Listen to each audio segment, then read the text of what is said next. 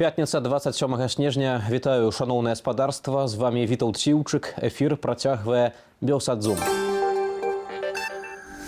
Імітацыя выбараў як спецаперацыя для ўтрымання узурпаванай улады. Белпол апублікаваў даклад, у якім тлумачыць незаконнасць так званай прэзідэнцкай кампаніі. Лукашенко выконвае заданне Масквы, як узурпатар публічна атрымаў адлуп ад прэм'ер-міністра Арменіі.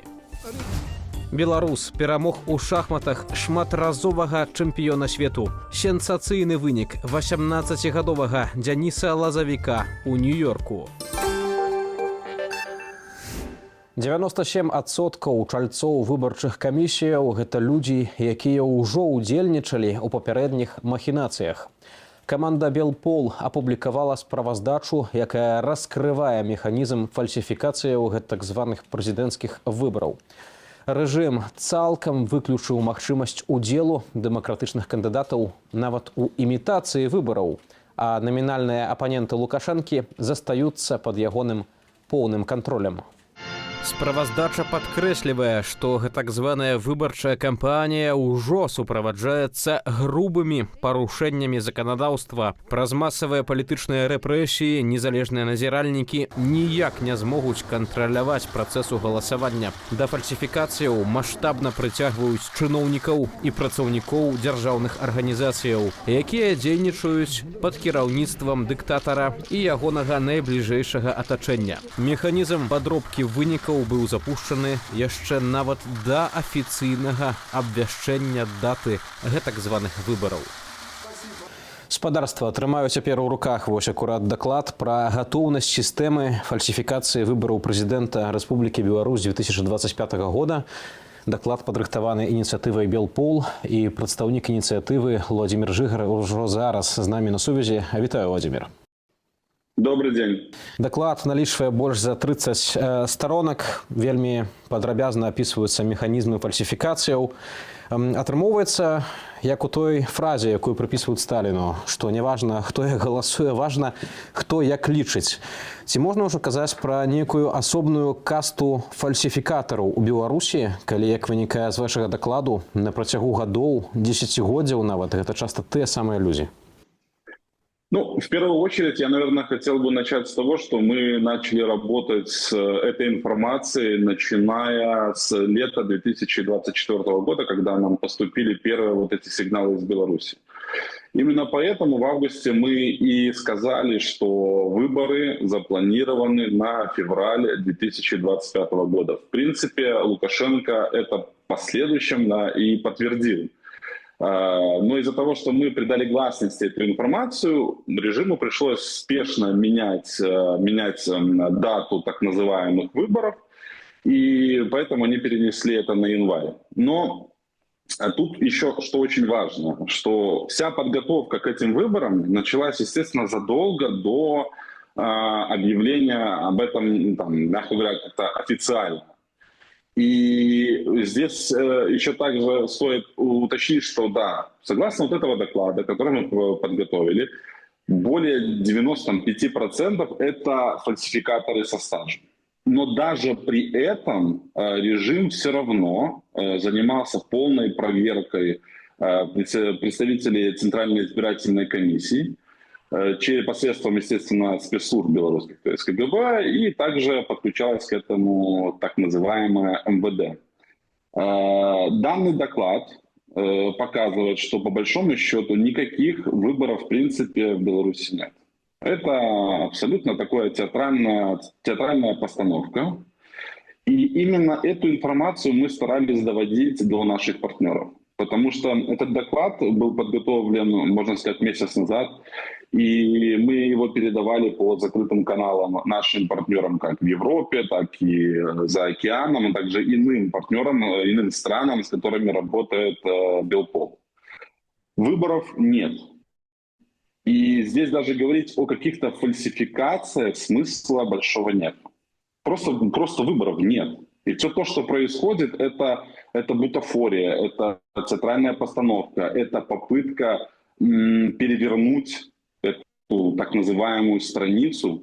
И обидно или очень плохо, что данные нарративы подхватывают данные нарративы режима, подхватывают не только, там, скажем, режимная пропаганда, но и некоторые представители демократических сил, которые говорят о каком-то электоральном цикле, о том, что необходимо, да, как-то менять какую-то стратегию, что-то должно измениться. Ничего не меняется, выборов просто-напросто нет. Здесь даже не вопрос фальсификации, а именно то, что выборов нет. И этот доклад – это такая первая попытка, даже, я сказал бы, очень уверенная попытка, это первый официальный документ, который абсолютно это доказывает, что выборов в Беларуси нет. Потому что каждый блок этого доклада, он основывается на закрытой информации, то есть эта информация имеется в нашем распоряжении, и она передается нашим партнерам, где документы, где подписи, печати. Каждый блок доказывает наши слова, что выборов в Беларуси нет. И как-то относиться к этому по-другому не стоит. На вашу думку, навошта ўвогуле тады рэжыму патрэбна такая шырокая гама фальсіфікацыю, якую вы апісваеце? Вось я патлумачу для нашых гледачоў. Там ёсць гаворка і пра ўкід бюлетэняў, і пра тое, што датэрміновае галасаванне, так званае, якое адбываецца, што ноччу там прыходзяць ці чалец камісіі, ці ягоны намеснік і проста падмяняюць гэтыя бюлетэні. Потым, значыцца, калі ідзе падлік галасоў, то там нейкія стопкі. Не мае значэння. Вось хтосьці супраць Лукашэнкі прагаласаваў, а і так укінуць это бюлетэні і палічыць як за Лукашэнку. Навошта гэта ўсё патрэбна, калі вось таксама згодна з вашым дакладам, так ці інакш найчасцей проста ўпісваюць лічбы, якія зверху былі прысланыя кіраўніцтвам. Навошта ўсе гэтыя маніпуляцыі, калі і так вынікі выбараў зверху выпісваюць? Нужно показать простым белорусам, что вот этот так называемый предвыборная гонка, подсчет голосов, он настоящий. Что все, да, соответствует нормам, которые прописаны в белорусских законах. Я даже больше хочу сказать, что не только мы это очень так, не сильно, скажем так, описали в нашем докладе, но не только представители Центральной избирательной комиссии проверялись белорусскими спецслужбами. Проверялись даже и уже были сформированы еще в конце лета 2024 года, были сформированы и списки так называемых независимых наблюдателей, которые независимо должны были следить за ходом голосования. Поэтому проверка шла на всех уровнях, работа шла на всех уровнях. Почему это делается? Потому что у Лукашенко есть панический страх 2020 года. Вся его система, да, правильно, начиная с 1994 года, работала вот так. И она не давала сбоев. А в 2020 году она дала тотальный сбой. Калі мы кажам вось пра тых, хто лічыць галасы, мы ведаем, што на працягу дзесяцігоддзяў людзей незалежных альбо прадстаўнікоў альтэрнатыўных кандыдатаў проста не падпускалі да падліку галасоў, але прынамсі стваралі такую нейкую бачнасць таго, што назіральнікі могуць з'явіцца на ўчастках, хоць неяк там з адлегласці 10 метраў, але штосьці там паглядзець, пабачыць. Часта іх таксама выганялі і пераследавалі, але тым не менш яны фармальна былі. Цяпер мы ведаем, што ўвогуле незалежных назіральнікаў як такіх не будзе. Якія б яшчэ такія асаблівасці вось гэтай чарговай спецаперацыі рэжыму па ўтрыманню ўлады, калі мы кажам пра так званыя прэзідэнцкія выбары, якія яшчэ асаблівасці вось гэтай кампаніі 2025 года вы маглі б назваць?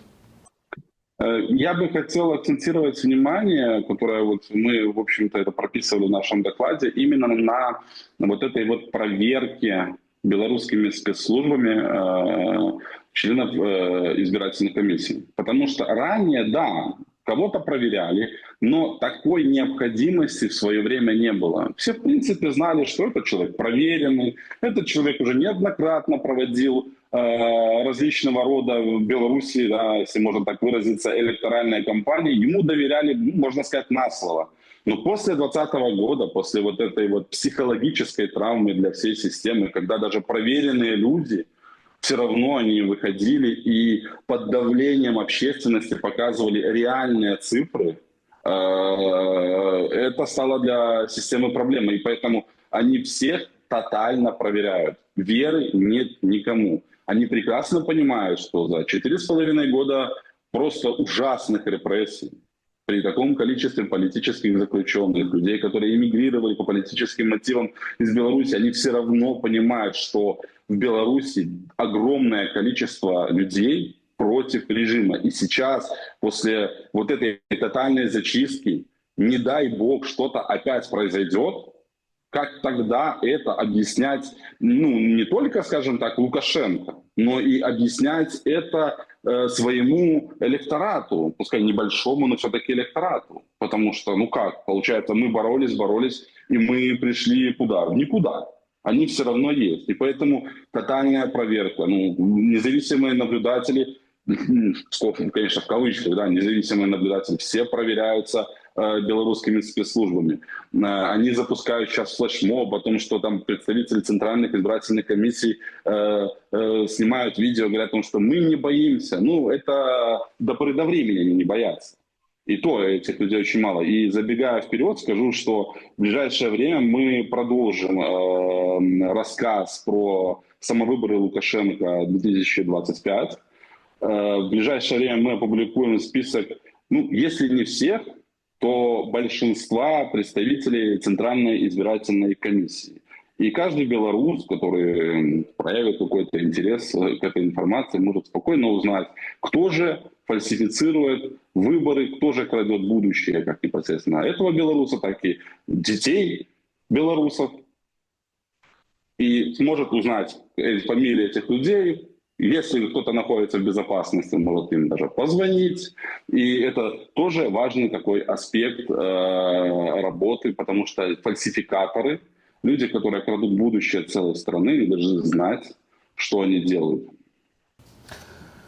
Уладзімір, таксама чытаючы ваш даклад ініцыятывы Белпол, ну, заўважыў пэўную ўсё ж такі няшчысласць. Вось я хацеў працытаваць літаральна два моманты. Гэта вось калі вы падсумоўваеце ўсе гэтыя фальсіфікацыі, якія рэжым прымяняе, у выніку прымянення вышэйуказаных спосабаў фальсіфікацыі ніхто ў Беларусі, уключаючы Лукашэнку і ЦВК, не валодае дакладнымі звесткамі пра фактычнае размеркаванне галасоў выбарнікаў. Аднак вось на наступнай ужо старонцы вы пішаце пра тое, што ініцыятыва таксама звяртае ўвагу, што паводле звестак падчас прэзідэнцкіх выбараў 2001, 2006, 2010, 2015 гадоў Лукашенко, ну, ўсё ж такі рэальна атрымліваў больш галасоў, чым ягоныя апаненты, і гэтая тэндэнцыя была парушана ў 2020 годзе, калі дыктатар рэальна прайграў выбары Святлане Ціханаўскай. Калі ласка, вось патлумачце, што тут маецца на ўвазе? Ці гэта азначае, што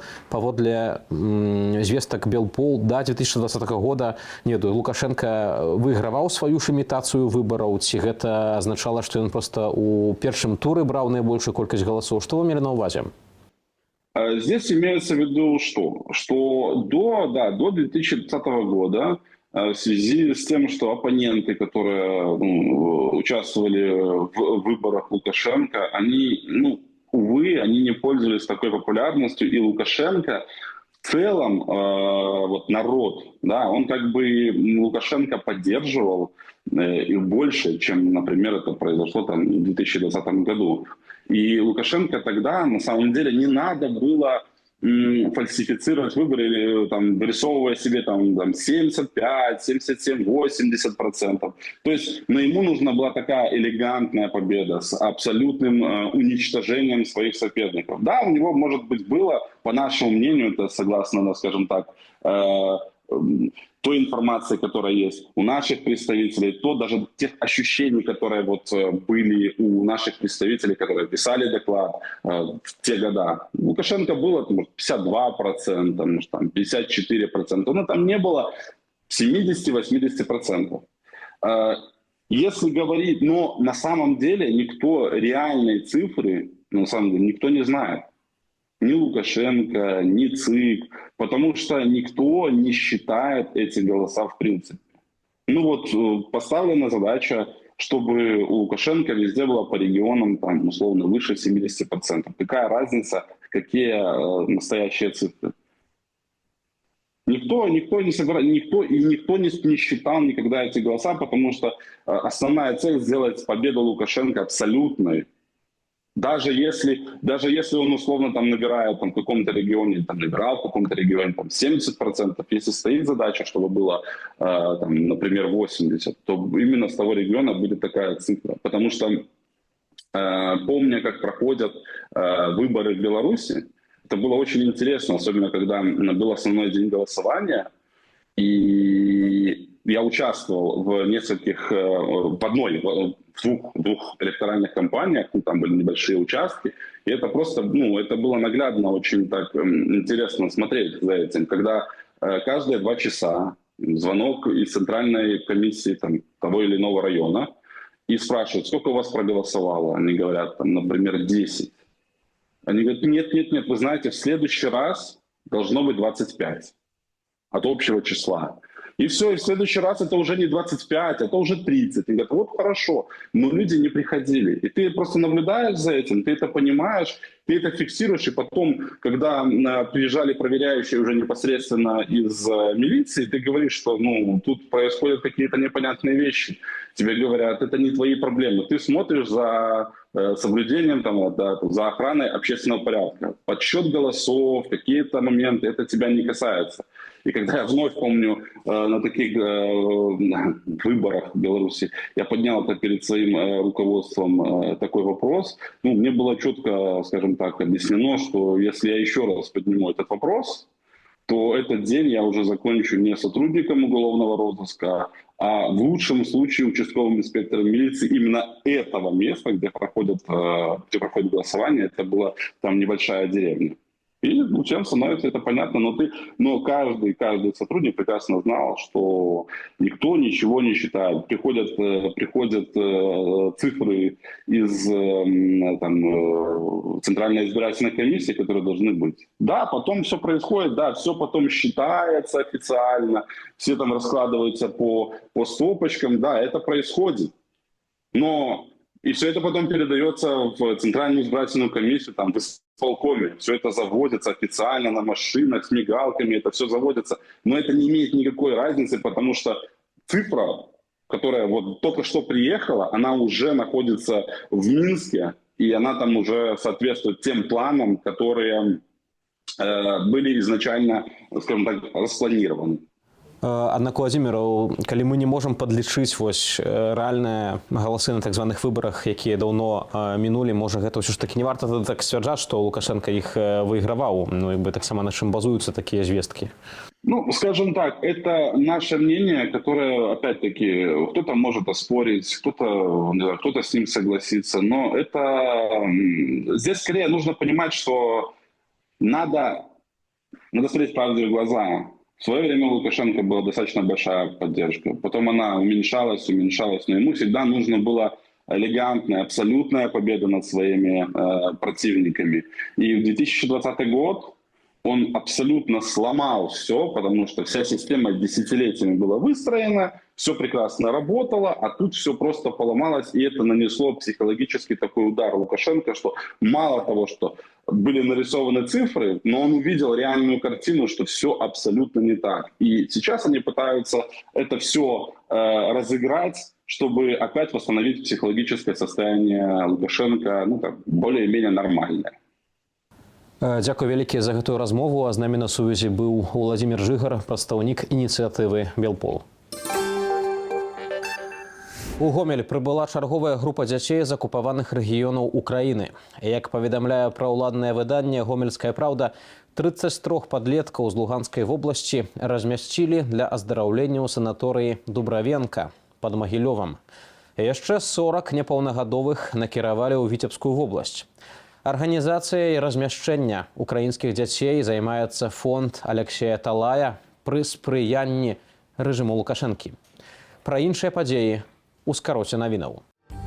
Депутат парламенту Азербайджану Расим Мусабеков у интервью мясцовому выданню «Туран» заявил, что российский бок повинен принести прабачэнне за збіццё азербайджанскага цивільнага самолета. Тым часам на месцы авиакатастрофы у казахскім Актау знойдзены ўжо другі бортавы самапісец. Самолет авиакомпании Азербайджан Airlines, які выконваў рэйс з Баку ў Грозны, разбіўся ля Актау 25 снежня. На борце былі 67 чалавек, з іх 38 загінулі. Паводле агентства Reuters, самолет мог быць збіты расійскім расійскай сістэмай ППА. Некаторыя авіакампаніі ўжо заявілі аб прыпыненні рэйсаў у Расію.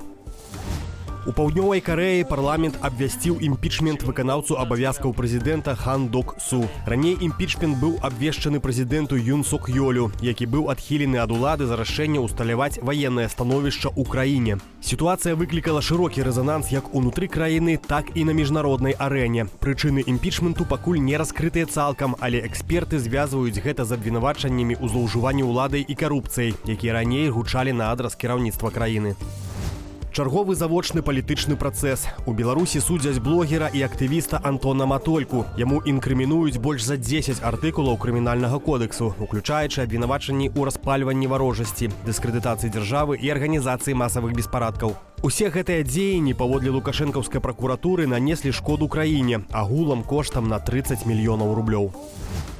Сёлета ў Беларусі працаўнікі ДАІ затрымалі больш за 10 тысяч кіроўцаў, якія селі за стырно ў стане алкагольнага ап'янення. Пра гэта паведамляе прэс-служба МУС. Асаблівы непакой выклікае тое, што 244 з іх былі затрыманыя паўторна за такое ж парушэнне. Паводле ведомства, цягам года праз нецвярозых кіроўцаў загінулі 47 асобаў, яшчэ 198 атрымалі траўмы.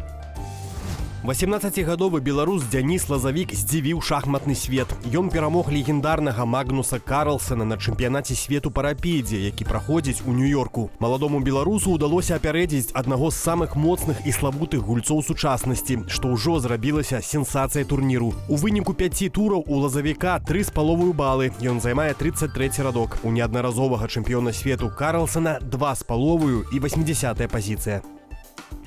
Яшчэ больш інфармацыі можна знайсці ў нашым тэлеграм-канале. Каб на яго перайсці, дастаткова навесці камеру смартфону на QR-код на вашых экранах. Калі для вас гэта бяспечна, падпісвайцеся і чытайце інфармацыю, якую рыхтуюць нашыя калегі. Таксама заклікаю зазіраць на нашу інтэрнэт-старонку beusat.eu, аднак перадусім памятайце пра ўласную бяспеку. Дзякую, што вы з намі. Публічная перапалка паміж узурпатарам і прэм'ер-міністрам Арменіі. Напярэдадні падчас паседжання вышэйшага еўразійскага эканамічнага савету ў Санкт-Петербургу Александр Лукашенко вырашыў паабурацца, чаму гэта прэм'ер-міністр Арменіі Нікол Пашынян не збіраецца ехаць у Менск. У сваю чаргу армянскі лідар стрымана адказаў, што гатовы выступаць у фармаце відэаканферэнцыі.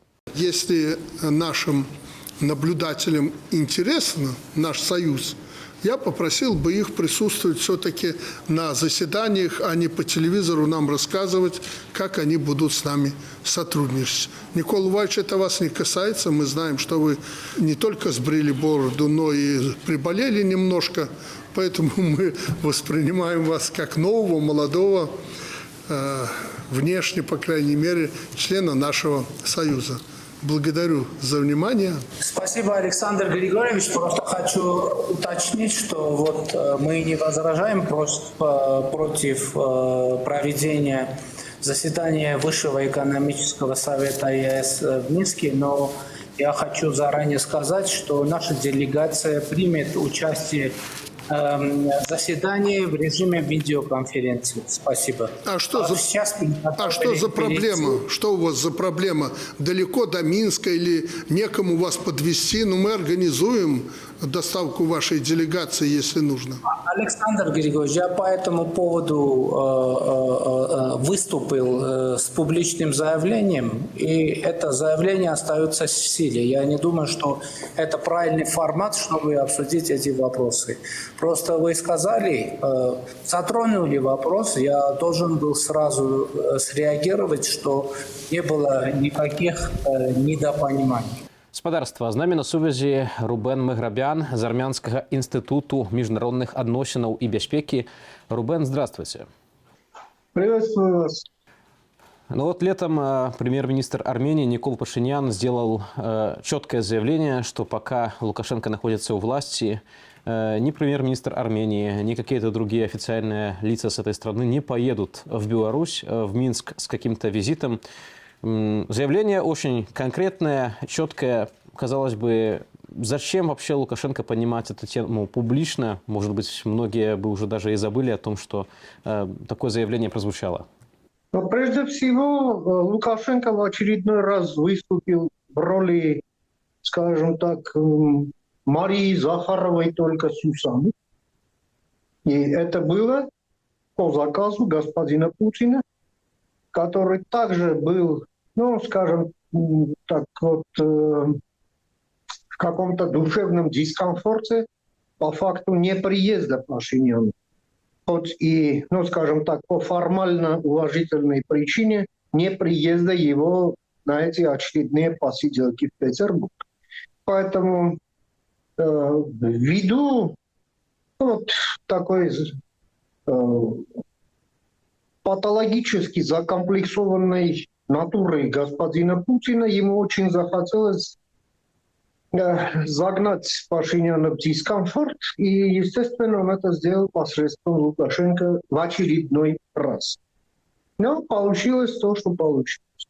Как мы вообще можем описать официальную позицию свою Армению в отношении Белоруссии? Потому что мы видели тоже в этом году встречу Светланы Тихановской с министром иностранных дел Армении. Мы тоже видели совместное фото Никола Пашиняна со Светланой Тихановской.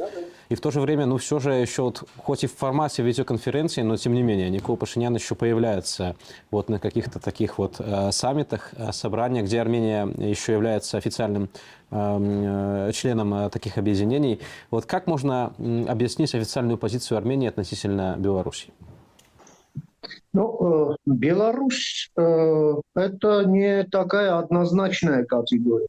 Есть власти Беларуси, есть целый круг лиц, которые не признают этих людей в качестве власти Беларуси. Да? И есть борющиеся за свое свободное будущее общество Беларуси. И это, да, это очень разные Беларуси. Касательно позиции Еревана в отношении к официальному Минску, об этом мы говорили в ходе нашего с вами разговора.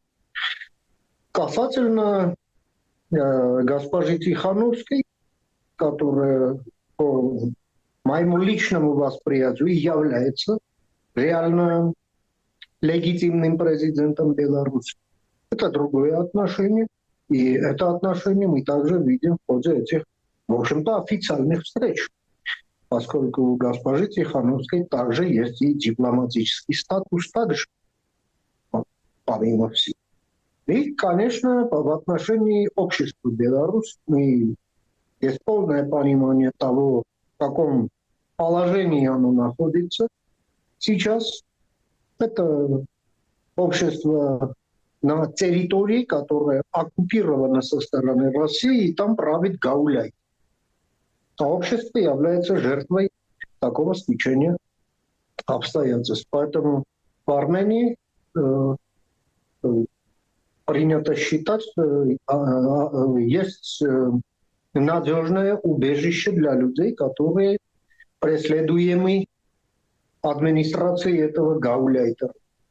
И они находят и политическое убежище у нас, и вид на жительство, и все. Причем это уже укоренившаяся практика. Причем это является также отражением позиции общества. Большое вам спасибо за этот комментарий. Спадарства. З намі на сувязі був Рубен Меграбян з Армянскага інстытуту міжнародных адносінаў і бяспекі. У небе над Покхарай, маляўнічым горадам Непалу, упершыню ў гісторыі краіны ўзняліся дзясяткі паветраных шароў. Гэта міжнародны фестываль сабраў 25 шароў з розных куткоў свету. На зямлі свята дапоўнілі традыцыйныя танцы, барабаны, бой і усмешкі мясцовых жыхароў у нацыянальных строях. Яскравае шоу у небе Непалу. Без каментара.